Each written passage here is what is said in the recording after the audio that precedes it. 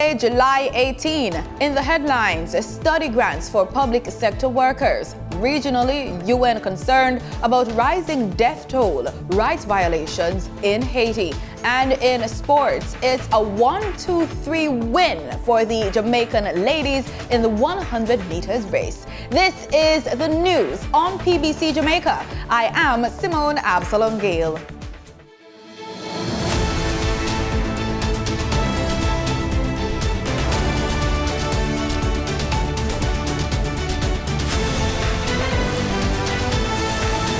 Study grants are now available for public sector workers and their children. According to JIS, the public sector education grants are being offered through the Ministry of Finance and the Public Service. The closing date to apply is August 19. Director of Strategic Workforce Planning, Donovan Leon, says the maximum of the grant is $150,000 per person, subject to the availability of funds. Applicants will need a job letter, an acceptance letter or transcript if they are returning a student. They will need your tuition letter outlining your school fee. Applicants also need a copy of their TRN, the completed application form, and the verification form, which must be completed by the respective Human Resource Department. Mr. Leon also adds that children of public sector workers are eligible for the grants, but the application must be done by the parent. Ground was broken for the construction of the Montego Bay Perimeter Road at Ironshore in St. James on Saturday, July 16. The US $274.5 million 14.9-kilometer project is a collaboration between the Ministry of Economic Growth and Job Creation and China Harbor Engineering Company. Prime Minister Andrew Holness was there. Traversing the town is almost like a nightmare. In traffic congestion, in the lack of seamlessness and integration of services, in the flooding that takes place, which now seems to be on a 2-year cycle, in the cleanliness of the city, in the maintenance of the city, in the water woes that are happening, having unplanned communities right next to planned communities. So I want you to think of today as an instrumental and deliberate action on the part of the government to address the unplanned growth of your city. The project also includes the rehabilitation of Barnett Street and West Green Avenue, a 10.5-kilometer expansion work to the Long Hill bypass, and a comprehensive drainage study of Montego Bay. The Prime Minister was also in St. Thomas last week, touring the construction site of the Morant Bay Urban Centre. While on the tour, Prime Minister Andrew Holness addressed concerns about road development and traffic flow in that parish. He says Jamaicans must be able to travel and enjoy their country with ease and convenience. The plans that we have now, we are going to push ahead with them, because the moment we stop, that is when we are likely to fall into a recession. So our investment plans, our development plans, we're going to continue with them, we're going to push them, we're going to keep driving employment, we're going to keep driving the growth. Because the best way, and in fact, the most secure way of caring for the vulnerable, the poor, the unemployed, is to keep the economy turning. Mr. Holness says he is satisfied with efforts being made so far to ensure the citizens' concerns are being met during the construction. Concerns have been raised about the possibility of flooding for communities given the new alignments and the new arrangements of the roadways. Again, we have given strict instructions to the NWA, to our supervising consultants, to ensure that drainage is carefully attended to. And I know in the case of Grand Spend, arrangements have been made to improve the drainage there so that they are not flooded out. In April 2022, Jamaica's unemployment rate fell to a new record low of 6% and has since then continued on a downward trajectory in recent months. According to the Statistical Institute of Jamaica's April Labor Force Survey, this is 0.2 percentage points lower than the figures for January 2022. Speaking at their digital quarterly media briefing on Friday, Director General Carol Coy gave a breakdown of the unemployment rate between males and females. The unemployment rate for April 2022 decreased to 6%. This was 3 percentage points lower than the same quarter of 2021. The male unemployment rate fell to 4.7% from 7.5%, while the unemployment rate for females declined to 7.6% from 10.8%. The unemployment rate for youth, and here we're talking about from the age 14 to 24, was 15.5% in April 2022, which represents an 8.6 percentage point decline when compared to April 2021. The unemployment rate for male youth declined by 6 percentage points to 15.1%, while the decrease for females, which was 12 percentage points, was twice that of males, moving from 28% to 15.9%. Director of Research at the Caribbean Policy Research Institute, Dr. Diana Thorburn, is calling into question the role of the public in the media coverage of gender-based violence. She made the call while speaking at the launch of the Institute's new report, Breaking News: Gender-Based Violence in Jamaican News Media, recently. Raquel Robinson has the details. Dr. Diana Thorburn says the newest study released from the Caribbean Policy Research Institute, Capri, Breaking News: Gender-Based Violence in Jamaican News Media, struck up the question of how much weight the public should hold in terms of what is reported about gender-based violence, GBV. I'm now a little bit, maybe even confused, like what are we as the public, we as citizens, we as readers, what's our role in encouraging better reporting, discouraging? How do we, the public, contribute to not solving the problem, but at least trying to do what we ought to do? What ought citizens and regular readers and the public do to contribute to making this a better situation? In response to this, the head of the Institute of Gender and Development Studies at UWI, Dr. Karen Cooper, said the public has a right to knowledge, but also has a duty to report salacious material. I think that the public has a right to call out journalists, media houses, etc., if they feel that that is what is happening. It doesn't mean it's true. I also am careful that we don't use a case of one to prove the majority. The person who calls you, 4, 5, 6 persons who call you, are not a majority. So what is the role of the public? I think the public has a right and a role to keep you on your toes.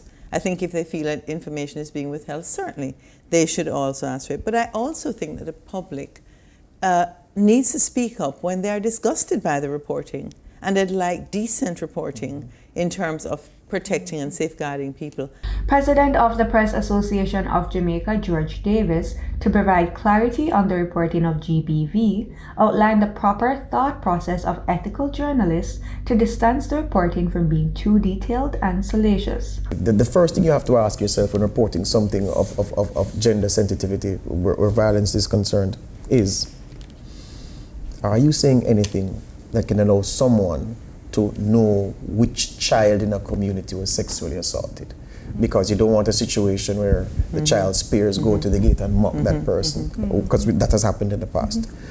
Are you treading close to identifying the alleged perpetrator? So they can say, oh, so a mass storm, that means there must Cindy.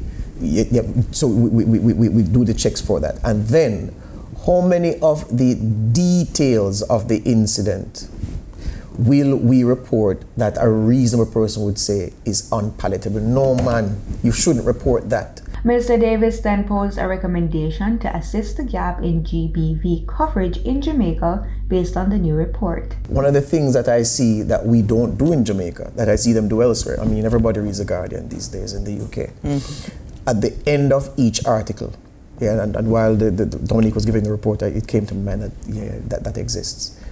There is this line at the end of every article that says, if you or anyone has been a victim of sexual violence or whatever, please call so-and-so or visit the website of so-and-so. Yeah. I think that should be standard. So coming out of the report, I would take that on as a recommendation, even though it wasn't expressly stated, but the suggestion would lead me to go here. That is one of the things lacking. But I'm saying that journalists take due care, and not because they take due care mean they get it right, because some people conflate the things, and because you are careful, you don't make mistakes. No. The second recommendation listed in the report was shared by Research Assistant at Capri, Dominic Graham. Media houses should provide ongoing support and guidance in gender-sensitive reporting. While expertise cannot be brought or developed in-house, media houses may partner with specialist organizations such as women's and criminal justice organizations to meet this objective. Gender-based violence refers to harmful acts directed at an individual based on their gender. Reporting for PBCJ, I'm Raquel Robinson. In the business report, we have your regular market updates plus a peek at Statin's quarterly report. Danita Rodney is at the business desk.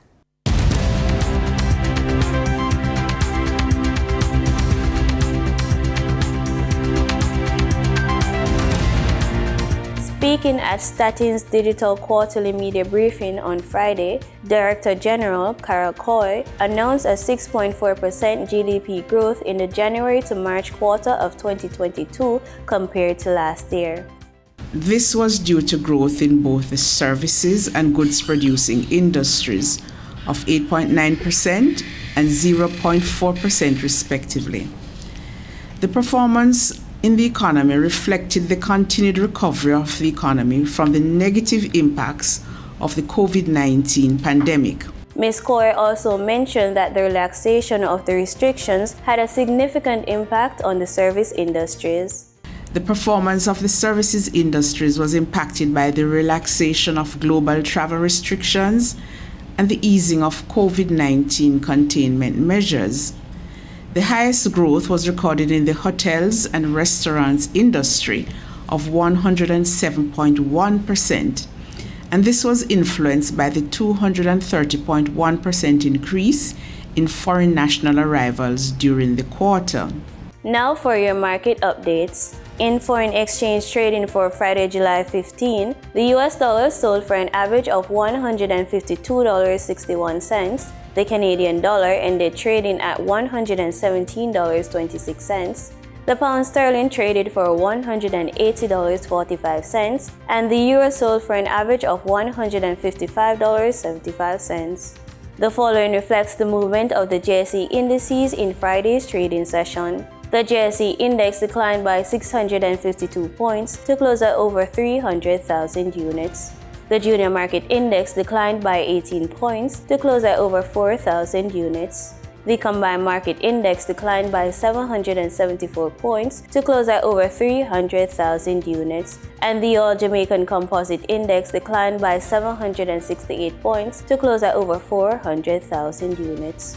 Overall market activity resulted from trading in 105 stocks, of which 34 advanced, 51 declined, and 20 traded firm. Stocks advanced for 138 Student Living Jamaica Limited, AMG Packaging and Paper Company Limited, and Caribbean Assurance Brokers Limited. Stocks declined for 1834 Investments Limited, Access Financial Services Limited, and Barita Investments Limited. Trading firm were 138 Student Living Jamaica Limited Variable Preference, Berger Paints Jamaica Limited, and Blue Power Group Limited. The following companies represent the overall volume leaders: Mailpack Group Limited with over 2 million units, Trans-Jamaican Highway Limited, and Wigton Windform Limited ordinary shares with over 1 million units. In regional stocks, in Trinidad and Tobago, Coleco Investment Fund was the only active security with over 10,000 shares. On the Barbados Stock Exchange, Epley Caribbean Property Fund Development Fund was the sole security trading almost 100,000 shares. In regional news, the Belize Parliament on Friday approved legislation reinstating the 10% cut in salaries to public servants that the government had instituted in 2021. Prime Minister Brisenius said that his government's economic performance over the last fiscal year had improved significantly and that the restoration of the 10% comes 2 years in advance of the initially established period. The St. Kitts-based Eastern Caribbean Central Bank has given regulatory approval to a consortium of banks acquiring the branches and banking operations of the CIBC First Caribbean in St. Vincent and the Grenadines and St. Kitts and Nevis. The 4 members of the consortium are National Bank of Dominica Limited, Grenada Cooperative Bank Limited, St. Kitts Nevis Anguilla National Bank Limited, and Bank of St. Vincent and the Grenadines Limited. The consortium signed a definitive agreement on October 12, 2021, and the ECCB handed down its approval of the acquisition on Friday. The ECCB serves as a central bank for Antigua and Barbuda, Dominica, Grenada, St. Lucia, St. Vincent and the Grenadines, and St. Kitts Nevis. In market data for oil prices extended gains boosted by a weaker dollar and tight supplies as concerns over gas supply from Russia mounted, offsetting demand fears brought on by a possible recession and China lockdowns. Brent crude rose by $2.34 to $103.50 a barrel, and West Texas Intermediate crude was up $1.89 at $99.48. And that was the business report on PBCJ. I'm Denita Rodney. The United Nations Human Rights Office has expressed concern about rising violence around Haiti's capital Port-au-Prince, saying 99 people have been reportedly killed in recent fighting between rival gangs in the Cité Soleil district alone. And I might just start by asking you then about what's happening in Cité Soleil. This is the besieged neighborhood in Port-au-Prince where people don't have access to water, electricity or healthcare. Is anything being done to get humanitarian aid into the area or to get people out? Well, thank you for having me on your show. There is an attempt by some parties connected with humanitarian relief to discuss with the gangs access to the hardest hit part of Cité Soleil. However, it's not been moving very fast, and the issues are still on a battlefront is still going on between the warring gangs in Cité Soleil. So the people cannot get out, they cannot come in, and relief is not available for the people inside Cité Soleil right now.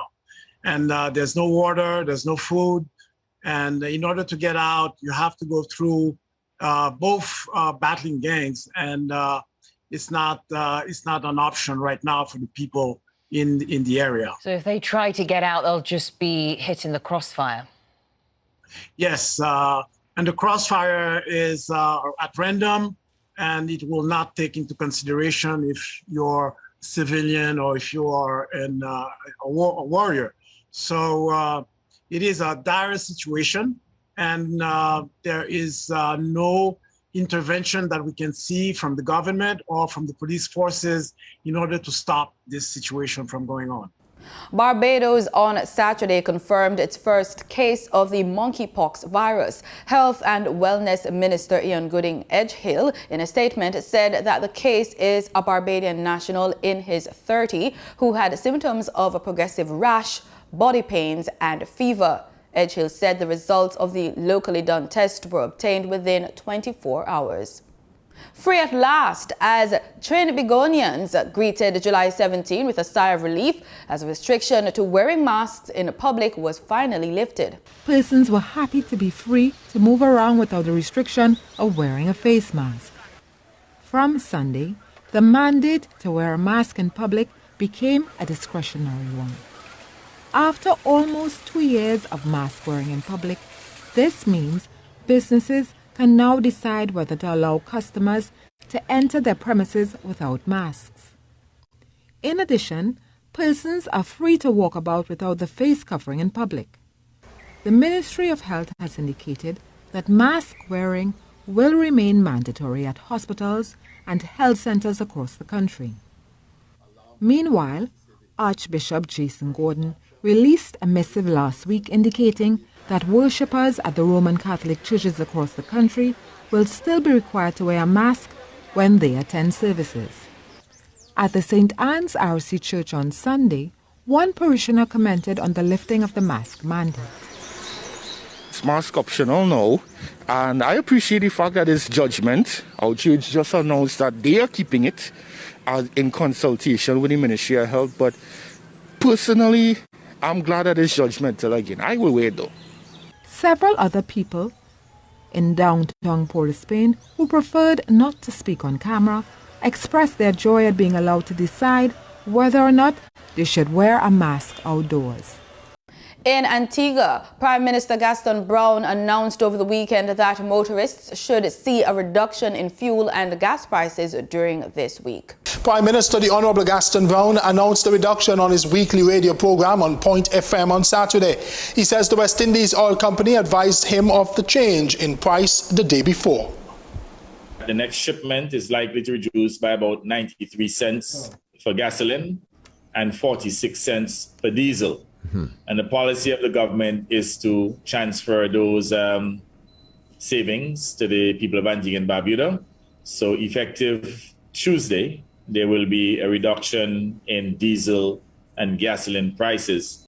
Prime Minister Dr. Timothy Harris has announced Friday, August 5, as the date for the general elections, 3 years ahead of the constitutional deadline. Nomination day will be July 26. Harris was forced to dissolve Parliament on May 10 after the People's Action Movement, PAM, and the Concerned Citizens Movement, CCM, legislators, accounting for 7 of the 9 seats in his cabinet, filed a motion of no confidence against the Prime Minister. Dr. Harris then scuttled that move by firing the dissidents and indicating that he would announce a date for the polls within the stipulated 90-day period.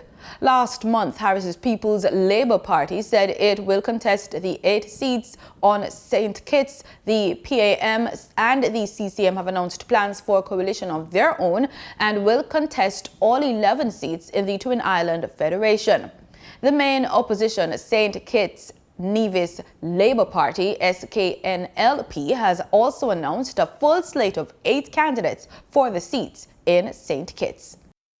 In sports, Shelly-Ann Fraser-Pryce is now the first woman to win 5 World Championship 100-meter titles by clocking a championship record of 10.67 seconds to retain the title in Eugene, Oregon on Sunday night. Fraser-Pryce led a team of Jamaicans to sweep the event with Shericka Jackson and Elaine Thompson-Herah copping the silver and bronze medals respectively. This also marked the first ever clean sweep in the women's 100 meters final in the history of the World Championships. This now adds to Shelly-Ann's titles in 2009, 2013, 2015 and 2019. Fraser-Pryce has clocked 10.67 seconds for the 3rd time this season. Shericka Jackson finished with a personal best of 10.73 seconds and Thompson-Herah with 10.81, finishing 3rd. These medals are the first for both Jackson and Thompson-Herah at the World Championship. Jamaica will play Costa Rica Monday evening to see who will take the 3rd place spot in the 2022 CONCACAF Women's Championship. Costa Rica will face Jamaica for the 5th time in the championship. Both teams have sealed their spaces for the upcoming 2023 FIFA Women's World Cup. In a thrilling, low-scoring game, Bangladesh held their nerve to hand West Indies their 2nd successive 3-0 whitewash with a 4-wicket win in the 3rd and final one-day on Saturday. Chasing 179 to win, Bangladesh were always a step ahead in the game, despite Gudakesh Moti's haul of 4 for 23. Earlier, Captain Nicholas Puran played a lone hand with 73 to take the Windies to 178. 48. Bangladesh reached 179 for 6 in 48.3 overs. Meanwhile, experienced all-rounder Jason Holder has been recalled to the West Indies fold after a brief break from the game. Holder returns to the 13-man squad to face India in the upcoming 3-match series. The full squad reads Captain Nicholas Puran, his deputy Shea Hope, Shamar Brooks, Casey Carty, Jason Holder, Akil Hussain, Alzari Joseph, Brandon King, Kyle Mayers, Gudakesh Moti, Kimo Paul, Rovman Powell, and Jaden Seals, with Romario Shepherd and Hayden Walsh Jr. as the reserves. First match will bowl on Friday at 8:30 a.m. Jamaica time. And that's the news on PBCJ. Thanks for watching.